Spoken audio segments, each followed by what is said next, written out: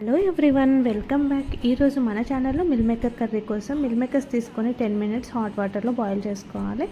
ఆ తర్వాత ఒక ప్యాన్ తీసుకొని అందులో ఆయిల్ వేసి మిల్ మేకర్స్ వేసుకొని ఉప్పు, కారం, పసుపు వేసుకొని ఫ్రై చేసి పక్కన పెట్టేసేయాలి. మసాలా పేస్ట్ కోసం ఆనియన్స్, టమాటోస్, కాజు, అల్లం, వెల్లుల్లి ఫ్రై చేసి గ్రైండ్ చేసి పక్కన పెట్టుకోవాలి. ఇప్పుడు ఒక గిన్నె తీసుకొని అందులో ఆయిల్ వేసి లవంగాలు, ఇలాచి, దాల్చిన చెక్క, బిర్యానీ ఆకు వేసుకొని పసుపు యాడ్ చేసుకొని కొబ్బరి పొడి, ధనియాల పొడి వేసుకొని ఫ్రై చేసుకున్నాక గ్రైండ్ చేసుకున్న మసాలా పేస్ట్ని ఇందులో యాడ్ చేసుకొని ఒకసారి కలుపుకున్న తర్వాత ఒక స్పూన్ కారం, ఒక స్పూన్ ఉప్పు, చిటికెడు గరం మసాలా వేసుకొని మిల్ మేకర్స్ ఇందులో యాడ్ చేసుకోవాలి.